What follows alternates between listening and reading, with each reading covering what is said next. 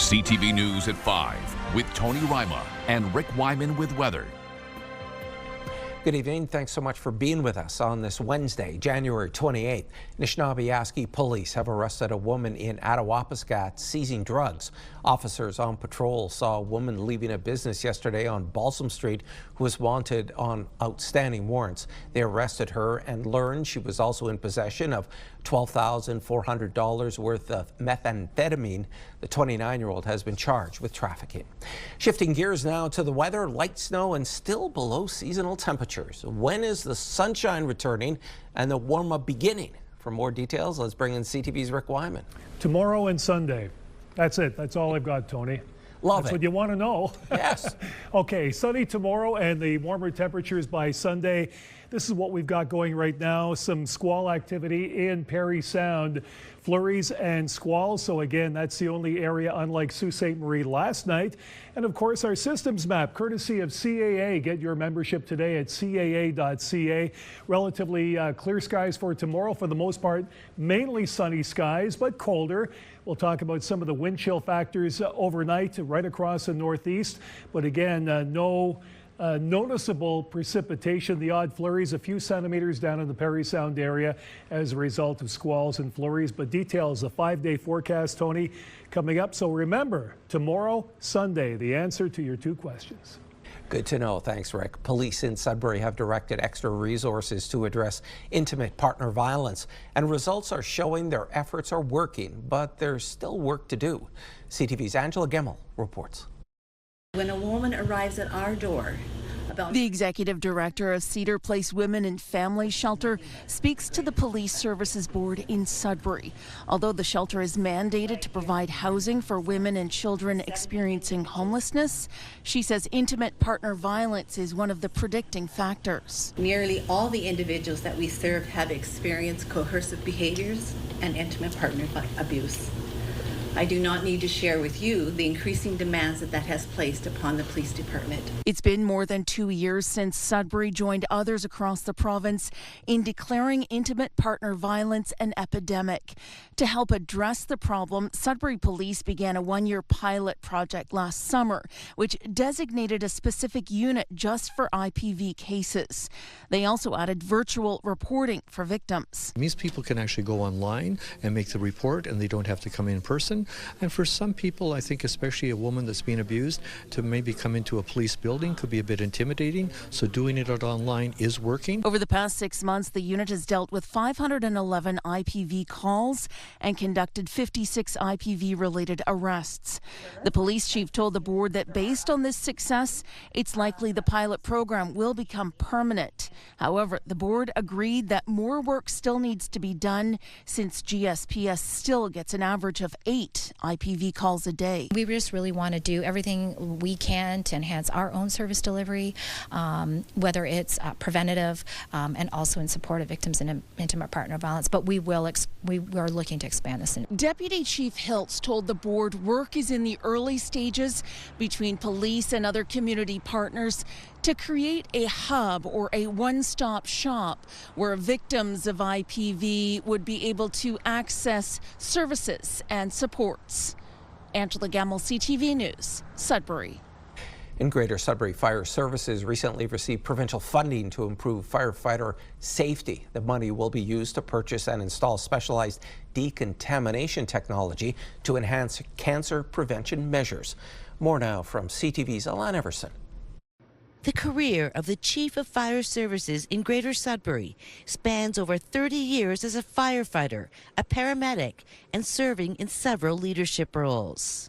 Over the past decade, Rob Grimwood says he has been a voracious advocate for firefighter health and safety. A lot of people think about the dangers of being a firefighter and they think about fires and explosions. The reality is the single biggest danger to a firefighter is their increased risk of occupational cancer. Grimwood says firefighters have a 14% increased chance of dying from cancer than the general public. It's because of the inhalation and absorption of toxic carcinogens that we encounter during our work extinguishing fires. The products of combustion and the smoke caused by that are a toxic soup of chemicals that traditionally have absorbed through fire department personal protective equipment. The grant will cover the purchase and installation of specialized decontamination technology, including new bunker gear washing and drying units. The fire workers that we have play a pivotal role in our community, and the health and safety is top of mind. With the support of the province, we're able to do this. We're very grateful. Most importantly, to purchase specialized washing equipment so that our breathing apparatus are thoroughly washed and decontaminated after fires. Grimwood says he has a very personal connection to this occupational hazard. My own father, who was a firefighter, died a line of duty death due to occupational cancer, so it's certainly really close to my heart. The cost of the decontamination equipment is just over $300,000, and the city confirms the provincial grant will pay for it. The new equipment is expected to be installed by the spring. Alana Everson, CTV News, Sudbury. A multi-million-dollar deal for Algoma Steel hinges upon a South Korean company earning the contract to build Canada's next fleet of submarines. CTV's Corey Nordstrom spoke with the Steelworkers Union to see what this deal could mean for workers in the Sault. Lean times are coming at Algoma Steel with significant layoffs under 2 months away. But a possible $345 million injection from South Korean shipmaker Hanwha Ocean could raise spirits. Union officials are hopeful that Ottawa chooses the South Korean bid for its submarine contract, where Algoma Steel will be the main steel provider. I think it makes me happy that there's a chance for us to benefit from it. I have no idea what the German company and what the deals were, so it quite possibly may benefit Canadian workers just as much in other locations. I'm concerned about Algoma Steel. If Hanwha Ocean is successful, it will invest $275 million into Algoma to create a steel beam mill, with promises to purchase from the Sault steel plant making up the rest of the deal. A lot of these deals in the past it's then these companies from other countries taking ownership or buying in, being partners with us. I'm happy with the way this deal is laid out, that yes, we're going to be maybe paying back some money to the South Koreans, but they won't have any ownership or anything in Algoma Steel. While it wouldn't be enough to avoid the layoffs coming in March, Slater believes it could prevent further cuts in years to come. I think what I'd be happy to see is you know, the project started, not necessarily shovels in the ground, but all the things put in place for it to happen this year. Algoma Steel officials did not respond to an interview request for this story. Corey Nordstrom, CTV News, Sault Ste. Marie. It's time for a quick break. Coming up on CTV News at 5, Rick has your full weather forecast. Right now, though, we're off to Gillies Lake in Timmins. This live webcam is courtesy of that city. It's minus 20 degrees. We're back in just a few minutes.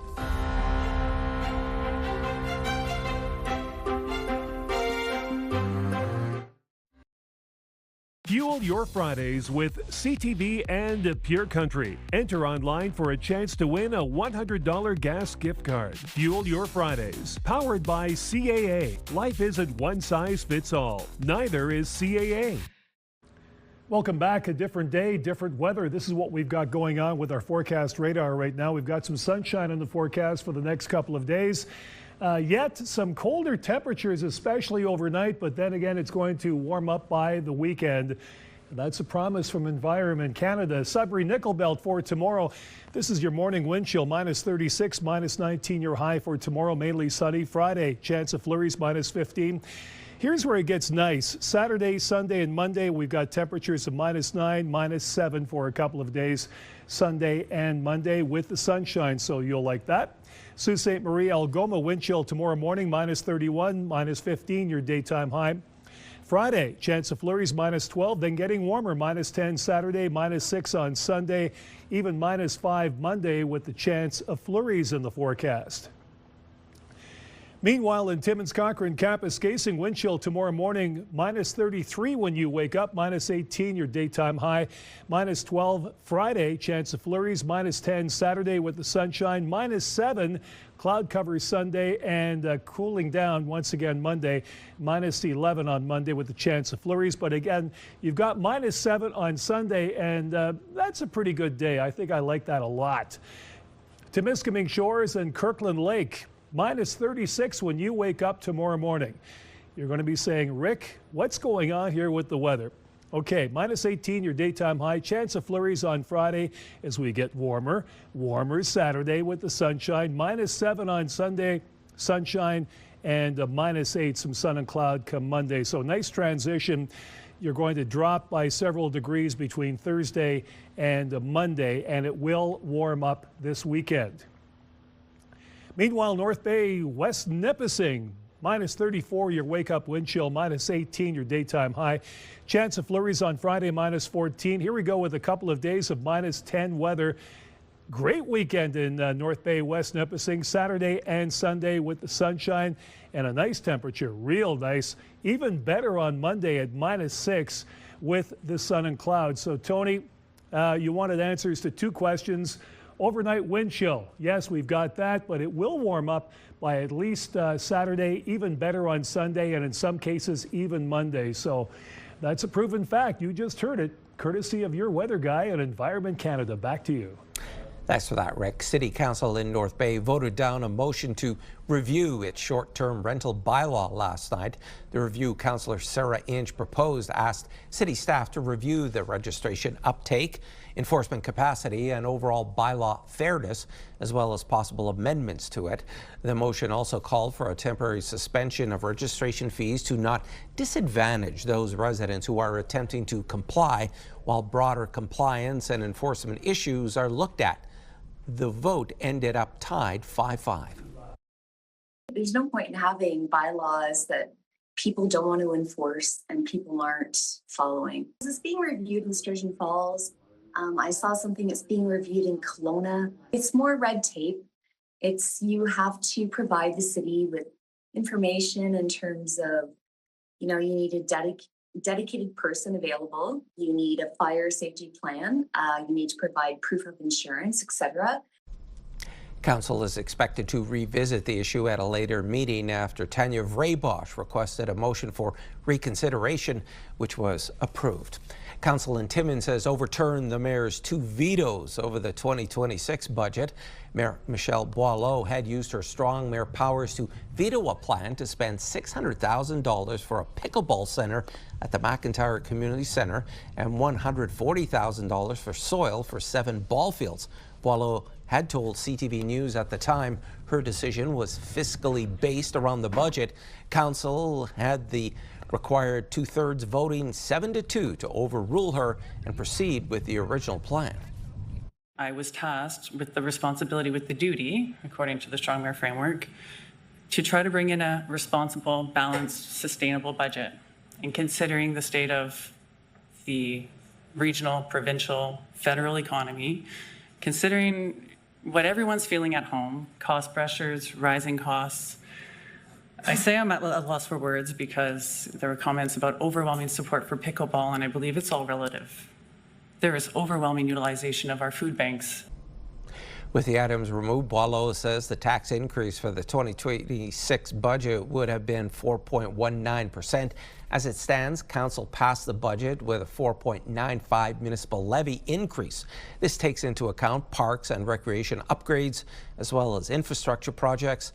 Money from the levy will also support housing and growth strategies through the Community Improvement Plan. Hydro crews were busy today cutting down linden trees in North Bay as part of planned vegetation management.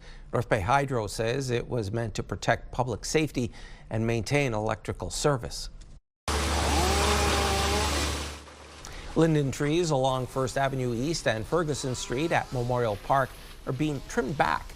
While this is routine, North Bay Hydro has been trimming these trees for decades, and that's had adverse effect on the foliage. Aggressive pruning undermines the tree's health and increases the risk of failure that could cause damage or injury which means the trees must be removed. Stump grinding and site restoration will follow in the spring. An update on construction coming up on CTV News at 5. Crews are busy working on the Rogers Arena in Elliott Lake. Architects gave council an update this week. The municipality of Callander will soon have a new mayor. Council last night voting in favor of elevating Deputy Mayor Geordie Carr to the role to replace outgoing Mayor Rob Noon. It'll still need a bylaw. Noon and another councillor resigned in mid-December over what town officials will only describe as an investigation. I'm asking for your support because I believe we can work together respectfully and constructively to guide Callander forward during this transition. I value each of your perspectives, and I'm committed to collaborative leadership. Town officials have not made clear why Noon and the councillor resigned. The departure now leaves 2 vacant seats on council, which council has decided to fill by application. They're also asking anyone with previous council experience to consider stepping forward. The next municipal election is in October. Inside, demolition work will soon begin in the lobby and change room areas of Rogers Arena in Elliott Lake. That's according to the latest update provided this week to council by the project's architects. Since the last update, they've been meeting with all user groups, including the NOJHL, to receive their input on the new design. They add the final design is nearing completion, and in the coming weeks, each group will be asked to review the final layout. Work is also expected to finish soon on the exterior walls. The annual Snow-A-Rama for Easter Seals Kids is back for its 51st year in Sudbury. The long-standing tradition allows snowmobiles to get out on the trails, raising money for children with physical disabilities. The money will be assisting families purchase mobility devices, sending children to their accessible summer camps, and funding their scholarships. It brings the community together because the snowmobile community is a very, very generous community, and they come together for all the kids because they want to support the kids. They want to make sure they get what they need, their equipment and everything else. And we have families that come out that day, so they get to meet the kids, and the families get to meet who actually raises the money for them. So it's a win-win for both our community of Easter Seals and the snowmobile community in Sudbury. The event is happening Saturday with registration at 9:30 a.m. Espanola Snow-A-Rama will take place February 8th. In the NOJHL, the Hearst Lumberjacks picked up a big win in Timmins last night. Lumberjacks Ty McKay scored 2 goals and netted 3 points in their 5-2 win over the Rock. Where do you start? When we return, a woman who grew up in Sudbury is writing a book about famous people the city has produced. You're watching First at 5.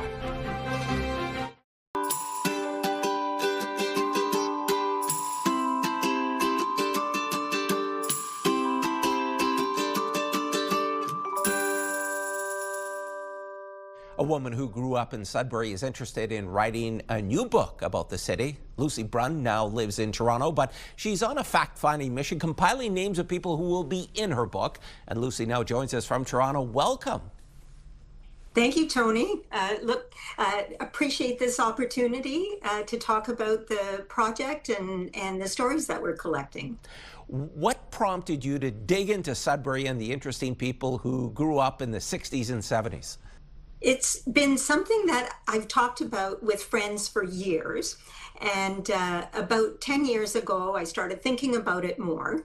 And a couple of years ago, I left the firm where I had been working for over 39 years. And I started thinking about doing the research and spent lots of time in the archives at Laurentian and met Kathy Pearsall, the co-author who's wrote a book about Sudbury. So it's really about what are the community factors that were in place in the 60s and 70s that contributed to the journeys of the people who lived there. I often use the word success, but the success of the people. Success is defined in many, many different ways. And this isn't about the stories of people with big jobs or big paychecks or big titles. It's about everybody's experience, and not just about Sudbury itself, but the greater Sudbury area. And Lucy, you're casting a big net here. Anyone born between 1950 and 1965. Yes, that's because we actually we could have made it larger, but we thought we'd just start there. There are a couple people who actually were born in the 40s that really were interested in writing a story, so we said, why not? But it's a more like a social sciences research project, understanding the community factors and then that would inform communities today about what needs to be in place to create a good foundation for their residents. Lucy, any names come to mind? I have a few, but why don't you throw some out there? Okay. Well, when I've talked to people, the first name that comes up is Alex Trebek. But I have, so there's, the chapters will include the background, the stories, and then the findings and key themes and insights, but also standouts, high-profile Sudburyans. Lucy, thanks so much for your time and good luck with the book. Thank you for the opportunity.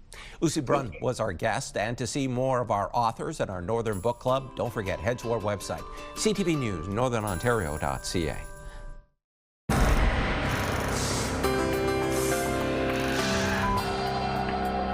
Our first community close-up comes to us from Sault Ste. Marie. Vicki Smith says she wanted to share her view one morning near Hiawatha Park. It looks like a cold one.